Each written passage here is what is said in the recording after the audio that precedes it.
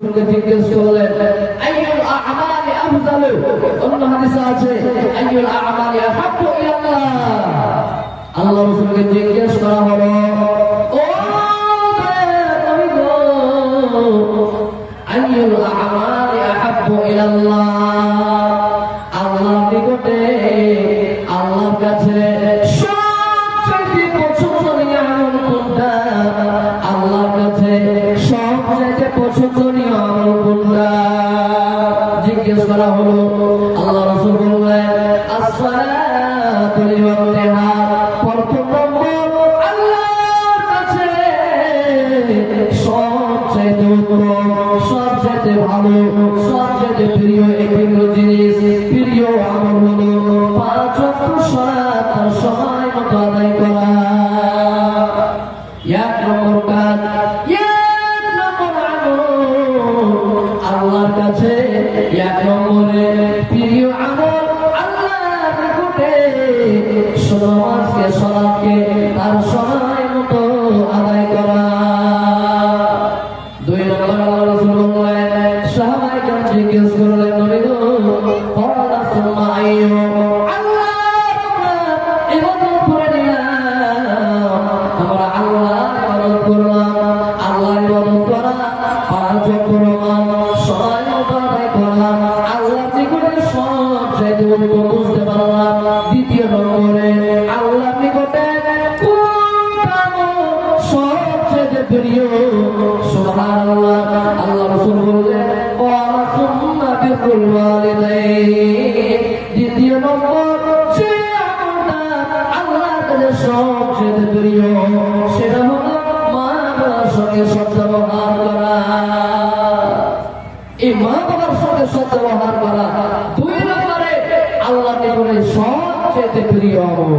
জিহাদ করা চাইতে, জিহাদ করা চাইতে সবচেয়ে প্রিয় আমল আল্লাহর কাছে 2 নম্বরে মা বাবার খিদমত করা, মা বাবার সেবা যত্ন করা। ভাইরা আমার, বন্ধুরা আমার, ও ভাইরা আমার, তারা শুনে নেন, আল্লাহ রাসূলকে একজন সাহাবী এসে জিজ্ঞেস করলেন, ও দয়ার নবী গো,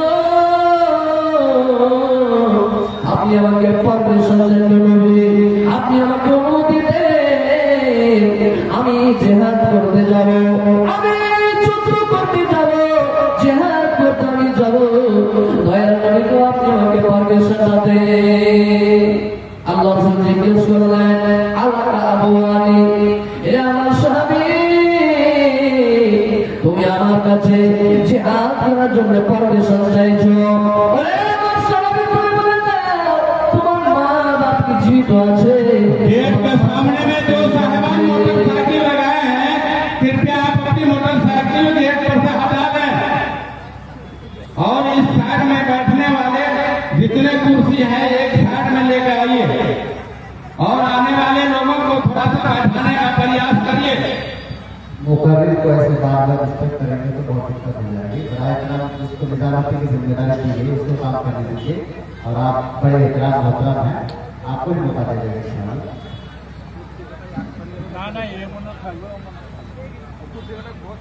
তো বলছিলাম, সাহাবীটা আল্লাহ রাসূলের কাছে পারমিশন চাইলেন, নবীজি আমি জিহাদ করতে যাব, একটু পারমিশনটা দেন। নবীজি কি জিজ্ঞেস করলেন? আলাকা আমওয়ানি, তোমার মা বাপ কি জীবিত আছে? সাহাবীটা বললেন, ক্বালা নাম, হে আল্লাহর রাসূল, আমার মা বাপ জীবিত আছে, আমার মা বাপ বেঁচে আছে। আল্লাহ রাসূল বললেন, ফাফিহিমা ফাজাহিদ, যাও যাও যাও, তুমি তোমার মা বাবার সঙ্গে সদ্ব্যবহার করো, মা বাবার সঙ্গে ভালো ব্যবহার করো, এটা হবে তোমার জিহাদের চাইতে উত্তম। তাহলে বোঝা গেল জিহাদ করা চাইতে উত্তম আল্লাহর কাছে পছন্দনীয় আমল সেটা হলো মা বাবার সঙ্গে সদ্ব্যবহার করা। আমার ভাইরা, আমার বাবু বাচ্চারা, ও ভাইরা আমার ধারা ভালো করে শুনে, যদি আপনি মা বাবার সঙ্গে সদ্ব্যবহার করতে পারেন, যদি আপনি মা বাবাকে সন্তুষ্ট রাখতে পারেন, আল্লাহ তাআলা আপনার বড় বড় বড় বড় বড় বড় গুনাহকে মাফ করে দেবে। একজন সাহাবী আল্লাহর রাসূলকে জিজ্ঞেস করলেন, নবীজি আমার দ্বারায় অনেক বড় ভুল হয়ে গেছে, আমার দ্বারায় অনেক বড় পাপ হয়ে গেছে, ও দয়াময় গো, আমার কি তওবা কবুল হওয়ার কি কোনো রাস্তা আছে? নবীজি আমার দ্বারায় অনেক বড় ভুল হয়ে গেছে, অনেক বড় পাপ করেছি, আমার কি তওবা কবুল হওয়ার কোনো রাস্তা আছে? সুবহানাল্লাহ।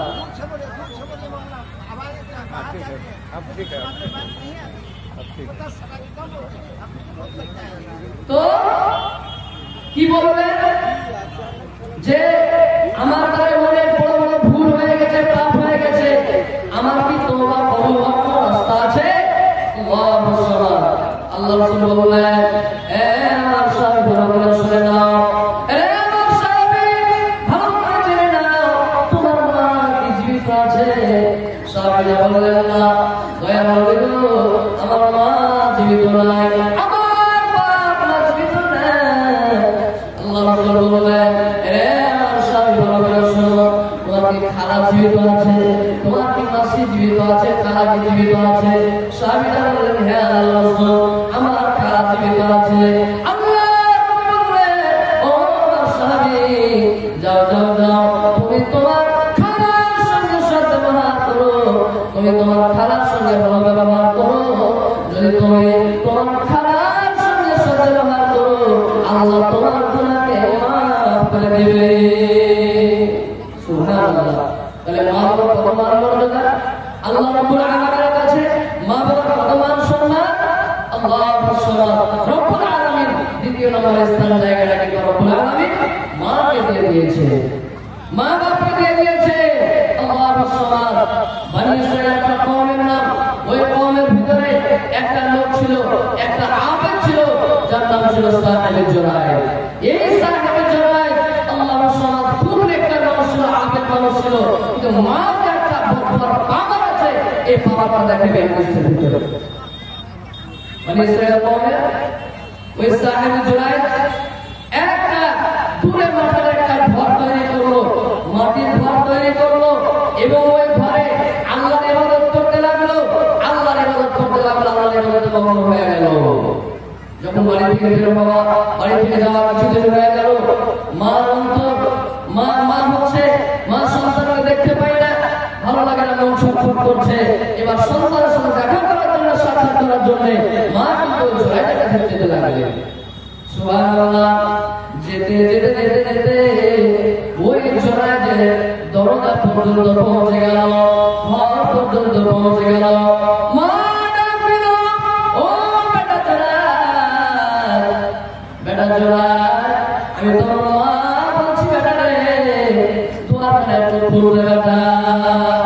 ওই টাইমে ওই সমতে সাহেবের জোড়ায় তার সন্তান, সুবহানাল্লাহ, ওই মহিলাটার সন্তান জোড়ায় ব্যক্তিটা, আবেদ ব্যক্তিটা আল্লাহর ইবাদতে মগ্ন ছিলেন, নামাজ পড়ছিলেন। ওরে সুবহানাল্লাহ, যখন মা আওয়াজ দিয়ে দিল, বেটা রে, আমি তোমার মা বলছি, বেটা দরজা রাখবো। জোড়ায় মনে মনে চিন্তা করতে লাগলো, আল্লাহ একদিকে আমার মা, আল্লাহ আরেকদিকে আমার বাবা, আল্লাহ আমি কি করবো? আল্লাহ একদিকে আমার বাবা, অন্যদিকে আমার মা, আল্লাহ আমি কি করবো? এভাবে চিন্তা করতে করতে জোড়ায় কিন্তু আমাদের অবস্থায় থেকে গেলেন, জোড়ায় নামাজ পড়তে থেকে গেলেন, তার মা বাড়ি ফিরে চলে গেল। অন্যদিন আসলেন, আবার ডাক দিলেন, বেটা রে, ও বেটা জোড়ায়, বেটা রে, তোর মা আমি বলছি, বেটা কালকে ফেরত চলে গেছি, বেটা রে, আজকে দেওয়াকে ভুলে দিস না, বেটা দরজাটা একটু খুল, বেটা খুল, মুখটা তো দেখবো বেটা। কিন্তু আবার জোড়ায় নবকের অবস্থায় ছিলেন, আবার চিন্তা করছেন, আল্লাহ আল্লাহ অন্যদিকে আমার মা, আল্লাহ আমি কি করবো? আল্লাহ আমি মাটাকে সারা দিব, নামাজ পড়তে থাকবো। আবার কিন্তু চিন্তা করতে করতে জোড়ায় আবার কিন্তু আমাদের অবস্থা থেকে গেলে মা করে চলে গেল। তৃতীয় দিন আবার আসলে আবার ওই ঘটনা, তৃতীয় দিন যখন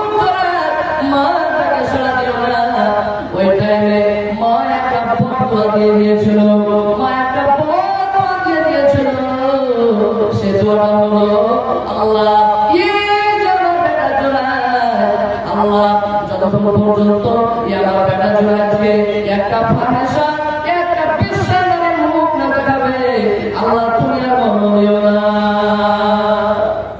মা দোয়া করে দিলেন, মা পাওয়ার আছে, মা যদি দোয়া করে দেয় আল্লাহ দরবারে সঙ্গে সঙ্গে কবুল হয়ে যায়। হাদিসের মধ্যে এসেছে আল্লাহ বলেছে তিন কিসিমের লোকের দোয়া রব্বুল আলামিন দোয়া করেন না, তার মধ্যে একটা হলো মা বাবা। সবসময় মা দোয়াকে দেওয়ার চেষ্টা করবেন, মা দোয়া দেওয়ার চেষ্টা করবেন। যদি কাজ করে মাকে ডাকবেন, মা কোথায় আছো, কেমন আছো, কি করছো, মাকে ডাকবেন। ভাইজান সময় শেষের দিকে হাদিসটা শেষ করে আমি নিজের জায়গায় নিয়ে গেছি। এবার মা বদুয়া দিয়ে চলে গেল। এই জোড়ায় যে জায়গায় ইবাদত করছিল ওই জায়গাতে একটা বেশ্যা মহিলা নিজের কাশফাত তুলে বেড়ায় এবং ওই বেশ্যা মহিলাটা হাঁটতে হাঁটতে জোড়ায় কাছে পৌঁছে গেছে। জোড়ায় আওয়াজ দিল, আমি আমার সঙ্গে বিয়ে করাই, আমার সঙ্গে জেনা কর, আমার সঙ্গে পূর্ববর্তী কর। জোড়ায় কামা পাবো, কিন্তু জোড়ায় বলছে না, আমি তোমার সঙ্গে কাজ করতে পারবো না, আমি তোমার সঙ্গে কাজ করতে পারবো না। ওই মহিলাটা মহিলাটা চলে গেলে একটা মাতালের সঙ্গে সে কুকর্ম করলো, খারাপ কাজ করলো, যে কর্মের কারণে ওই মহিলাটা বাচ্চা হয়ে গেল, বাচ্চা প্রসব হয়ে গেল, সমাজের লোক প্রশংসা করতে লাগলো, এই যে তোমার পেট থেকে বাচ্চা হলো, কোথা থেকে তুমি পেলে, কার এটা বাচ্চা? আল্লাহ ওই মহিলাটা ওই জোড়ায় করে কোনো পাতা দিয়ে দিল, ও সমাজের লোক শুনে না, এই যে আমার পেটে বাচ্চা, এই যে আমার সন্তান জন্ম হয়েছে, এটা হলো ওই পাতা লোকের বাচ্চা। ওই যে জোড়ায় যাকে তোমরা খুব ভালো বলছো, যাকে তোমরা আল্লাহ বলছো, ওই লোকটা এটা হলো সন্তান। ঠিক আছে, তাকে ডেকে নিয়ে আসা হলো।